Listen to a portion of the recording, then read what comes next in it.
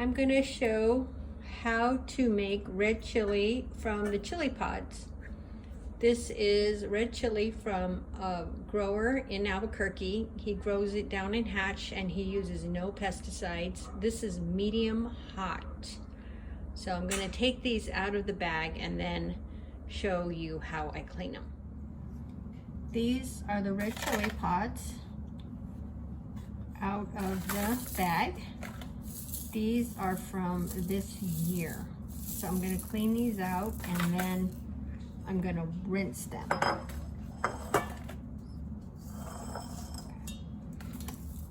So you take a chili pod, you break it, break the stem off, and then you try to get as many stems out as you can. I got a helper right here. Sky, sit down. The more seeds and white stuff you get out, the creamier and more delicious your chili will taste. This is a pretty fresh batch, but sometimes when you buy chili, it might be kind of old, and so sometimes it's kind of moldy. If it's got any mold at all, I will take a little toothbrush, and when I'm washing it, I will wash that off, but if it's a lot, I'll just throw away the whole entire pod. You can see it right there. There's a little white stuff. I'll try to get that out as much as I can. You can tell when you've gotten it all out. You can't hear it when you shake it. I'm going to try to find a bad one. So this one's a little discolored, but the top is pretty good, so I'll clean it out. I'll check it out. Looks okay, and I'll use it. Look at this one. This one's a little rotted at the bottom. So I'll go and open it down there. Yep, the rest of it's kind of good. Sometimes the bugs get to them. A lot of people just kind of tear the tops off and then throw the whole thing in hot water and use them, but I am really picky. This one, to me, it's kind of a weird color, like maybe it was kind of going bad before they dried it, so I'm going to toss that one. And then, oh, that one has a lot of seeds in it. I'm going to take those out. These break really easily. And I'm going to keep going until I get the whole entire bowl done.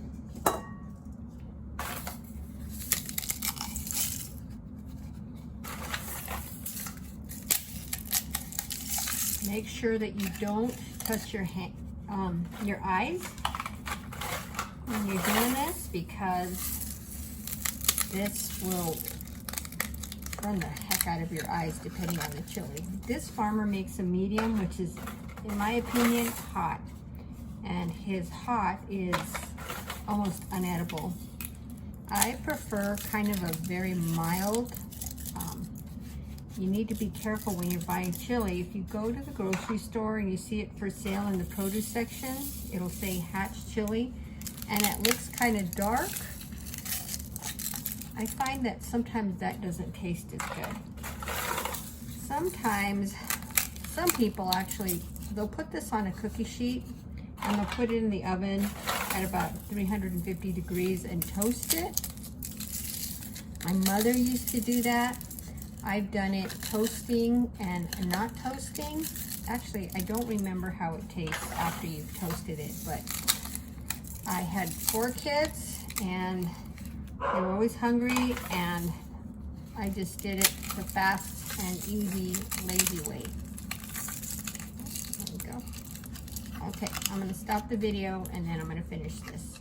So I've taken the stems off of all of these, and I'm going to put these in a colander. Usually I have a bigger one, and I'm going to rinse these because they pick the chili, they hang them up to dry, and then they put them in bags and just sell them. So these have dust and I don't know what all on them. So I'll put these under the sink and I'll just rinse them off with the warm water. When I was young, my mom used to put them in a big pot of boiling water and boil them till they got soft. But what I'm gonna do is just get really hot water from a tea kettle, and then I'm gonna put them in my blender right here, and I'm just gonna blend them with some garlic. So here's the chili that I've rinsed, and then I've already started putting some in my blender. This is a Vitamix blender, and these blenders will run your lawnmower. That's how powerful the motor is. And so if you don't have a Vitamix or a Blendtec, your chili is going to come out a little bit coarser.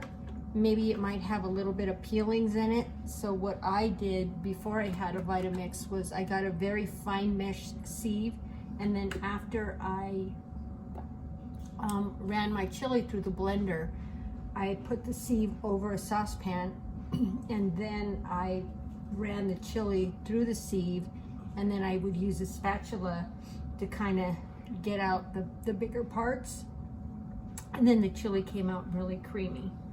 But if you have a really powerful blender, these blenders are great. They're worth the investment. I probably killed about 5 blenders in my lifetime, and this one has just been amazing. So I have this tea kettle, but you can use a saucepan, and this is really hot water. And I'm not gonna boil my chili because I'm lazy. So I'm just gonna put the hot water in there. And you want to fill it up to about the level of the chili, but I'm gonna have to heat up more water. But I'm gonna go ahead and run it just to show you. You can put a clove of garlic in there too, which I'll probably do near the end. So here it is. I'm gonna turn it on. I'm gonna start it on low because I don't want chili on my walls. And then I'm gonna gradually turn it up high, and then just keep running it until it liquefies and is very smooth. I'll run it for a good 5, sometimes almost 10 minutes.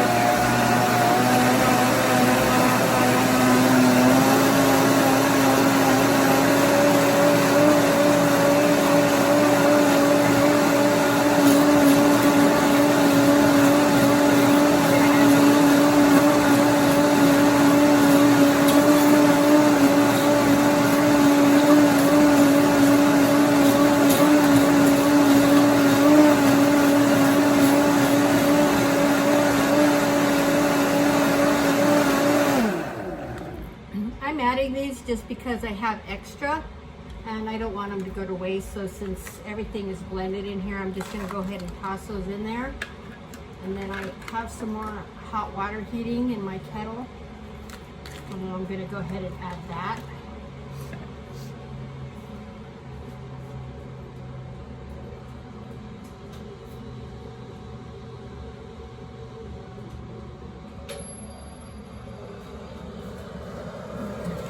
These instant electric kettles are a great gadget. We use ours every single day.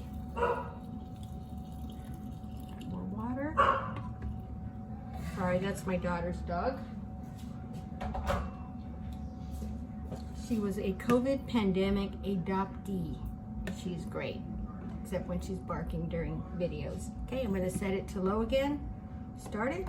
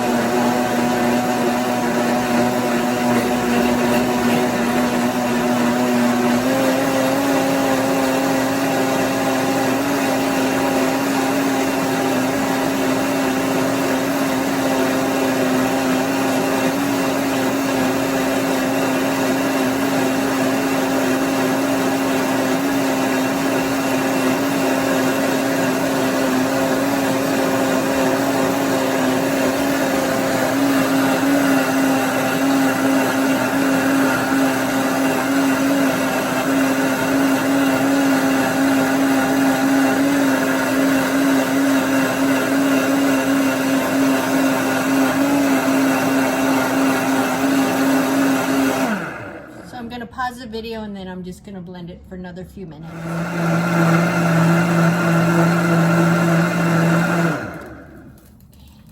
So this has been going for about 5.5 minutes, and I'm gonna consider it done. So, this is really hot. So I'm gonna take off the lid.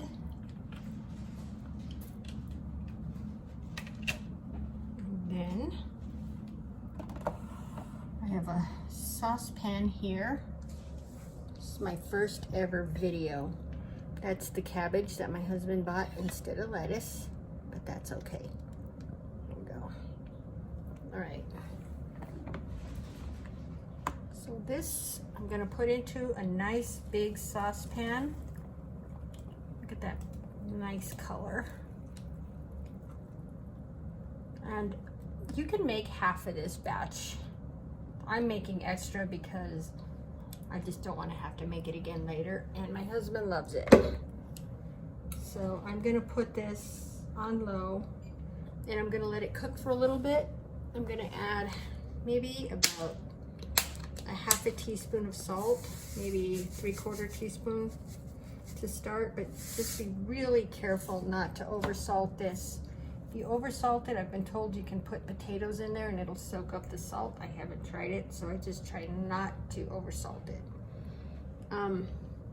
What some people do when they're making this chili is they will put oregano in it. They put coriander or cumin in it. I don't like it like that. I like it really pure. And also, I used filtered water. I'm really picky about using a good quality chili, something's fresh, and then I always use filtered water.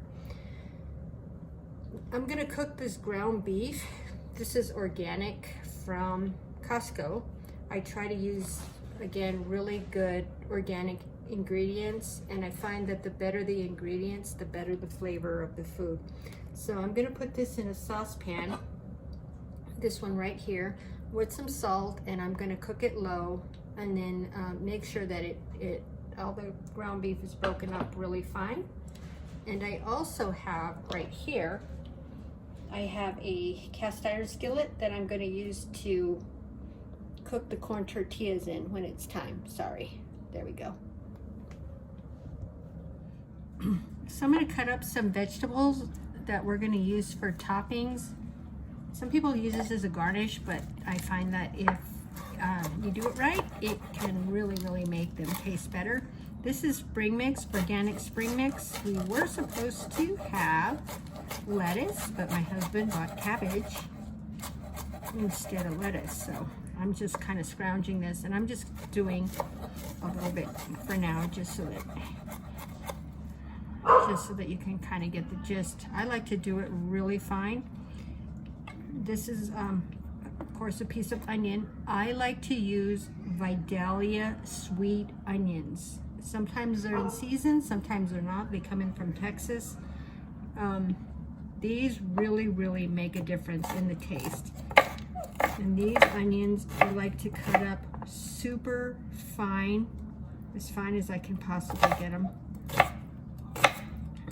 I've tried to do this in the food processor, but they kind of just get mushy, and then you end up with onion juice, which just isn't that appealing. There we go. Get more man there. Okay. And then tomato. I'm not a big fan of tomatoes. So you need a sharp knife, and this one isn't sharp, so I'm just going to cut this piece up. Just for information, tomatoes are nightshades, and they're considered lectins, and they are considered inflammatory to some people, especially if you have an autoimmune issue. So I like to take out these seeds. So I'm just going to do that for this. If you don't have a problem with them, I just think they taste better too without them, but actually even the peeling can be inflammatory too, and I just avoid tomatoes, but the family likes them. Again, you want to use a sharper knife. Okay.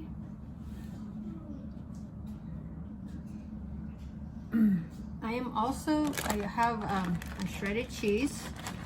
You can buy, I usually like to buy Kojak, which is Monterey Jack, and cheddar, I think it is.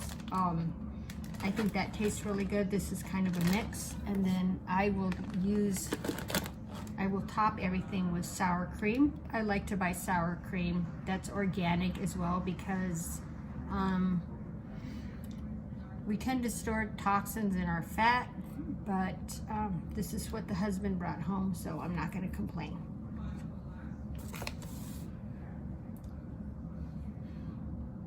And then next I'm going to cook the corn tortillas. Okay, I'm going to get ready to do my corn tortillas. I'm using sunflower oil, organic of course, expeller pressed. You want to use an oil that can withstand high heat, because the heat damages the oil and makes it less healthy. Not that oil is that healthy for you. I would avoid olive oil. I've used coconut oil, and it kind of gives a coconut flavor to everything, so I avoid that. I found out that I was allergic to safflower oil, so I don't use that, so this is what I'm going to use. I have a little cast iron skillet, which, but you can use something that works for you. I would avoid using Teflon just because it kind of leaches with the high heat. So I'm going to put this in here. I'm just going to maybe put about maybe a ½ inch, if that much. The pan was already kind of hot, so I'm just going to let it get hotter. Turn it up a little. These are blue corn tortillas. If you look at the ingredients, it's corn, water, and lime. If you get the yellow corn tortillas, try to get something that just has these 3 ingredients. Some of the corn tortillas on the market have all kinds of stuff. I don't even know what it is, and it has a different flavor. It almost resembles a regular tortilla, and for your enchiladas, it really just doesn't taste that great. So if you can find this, sometimes you can find it in your freezer section, depending on where you live. Bueno is a good brand. This is a local company that I can find at Sprouts. It's kind of hit and miss. You can see that it's right here, the zip code. So I'm gonna go ahead and open this up.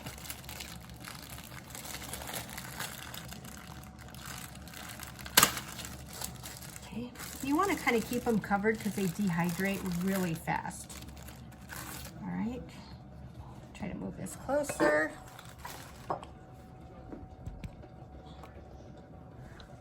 Just get that there. Okay, here's the skillet.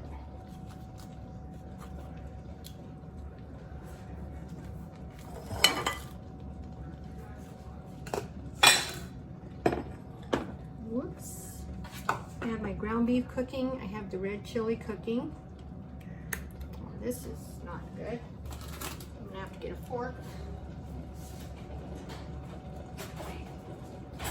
I'm just gonna dip it along the side, and it's starting to bubble, so I know the oil is hot enough. So I'm just gonna stick it in there for just a second. And then pull it out, let the water the oil drip off. And then normally I would have this lined with paper towels to soak up the oil, and then I would layer them, but I ran out of paper towels. So I'm just gonna kind of do a couple. Just a second. And this will give them a nice soft texture and a little bit of a sweet flavor.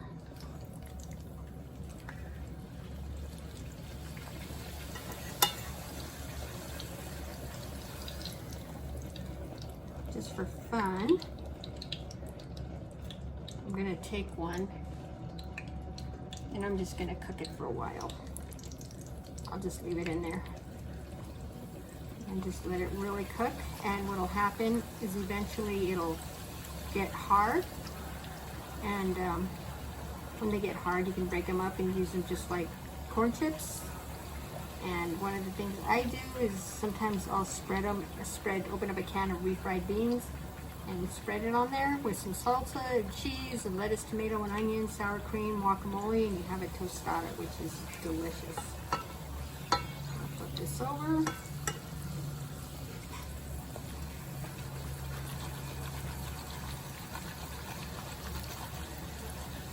While that's cooking, I'm just going to show you the chili. Right here it's cooking. I need to check it to see if it has enough salt. Okay. And then I have my ground beef cooking. I've tried to chop it up really fine, and then I've added salt while it's cooking. Okay, so now I'm going to assemble these. Okay, I have a plate here. I have my ground beef. Actually, I'm going to switch these around. Hot. Be careful with that hot oil. Okay, my ground beef is done. Okay, so I have my red chili. It's been cooking for quite a while. It's nice and creamy. You can either dip the corn tortilla in the chili. What I do is I just put a little bit on the bottom, and then I put the corn tortilla over, and then pour a little chili on top. This is going to be really hot. So you have chili eaters who just want all the chili in the world, and then you have chili eaters like me who can't handle it really hot anymore. So here's my ground beef. I am going to spread that on there. It's not chopped up very well. Okay, so there's the ground beef. And then I am going to take my cheese, sprinkle the cheese on there. These are flat enchiladas. You can also make them rolled by putting a little bit of ground beef in the middle and then the cheese. And if you like onions, my family loves onions, so I'm going to throw some onions in there.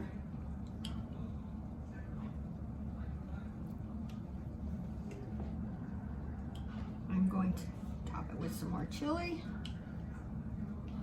You know, a good New Mexican restaurant, if they just are not stingy with the chili.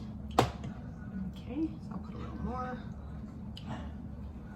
I'll get another corn tortilla, put that on top.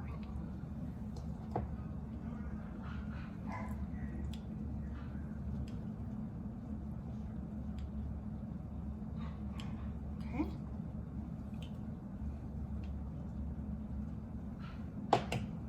Throw some more cheese up there. Quiet. Okay. All right. And the hotness should melt the cheese, but if not, you can put it in the oven. And then what you can do if you want, you can put another layer of ground beef and do the whole thing, and then you can make a double decker.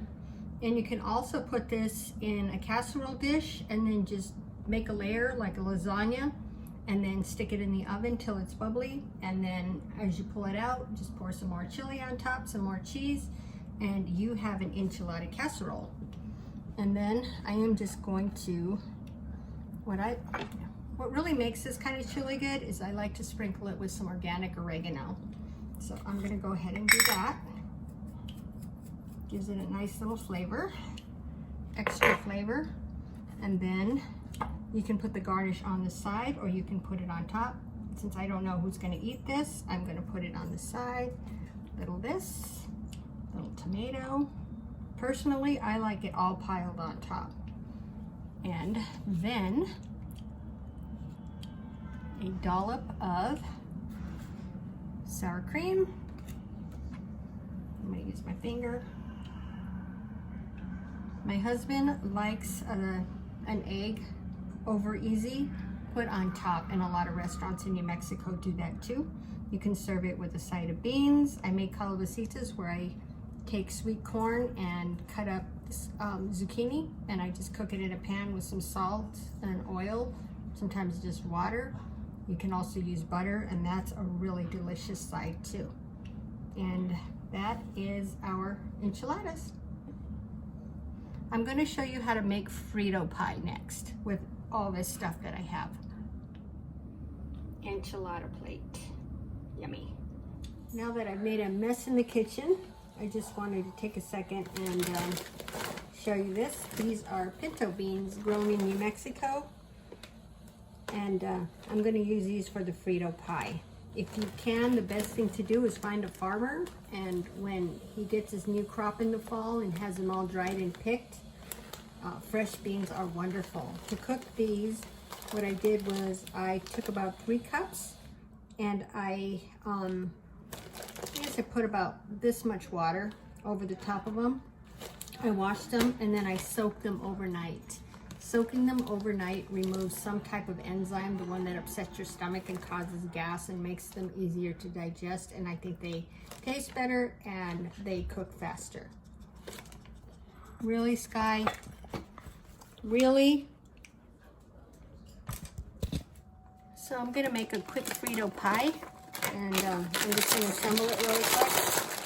These are Fritos, and we have, there's a chili flavor, and my family really likes that one too. So I'm just going to assemble these real quick. I'm just going to pour about maybe a cup of Fritos at the bottom. And then I'm going to put the cheese on the bottom so it'll melt. Sky, stop! Dogs in and out, in and out, in and out. Okay. Then I'm going to put some of our ground beef. If you're a meaty person, you can put meat. I've actually been places like football games and stuff that you like to sell this stuff at football games, and they won't use meat, they'll just use beans. I cooked that pot of pinto beans. So I'm going to run over and I'm going to sprinkle some beans on here.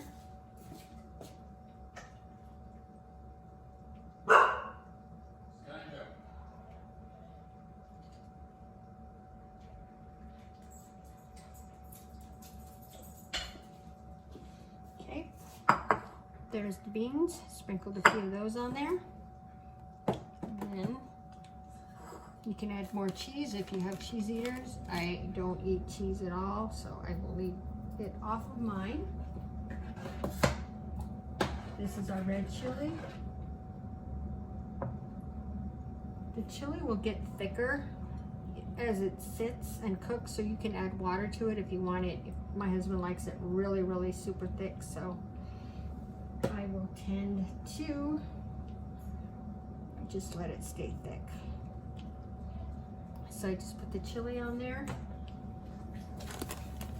You can add a little more cheese if you like. This is really good, super cheesy. And then top it with the lettuce.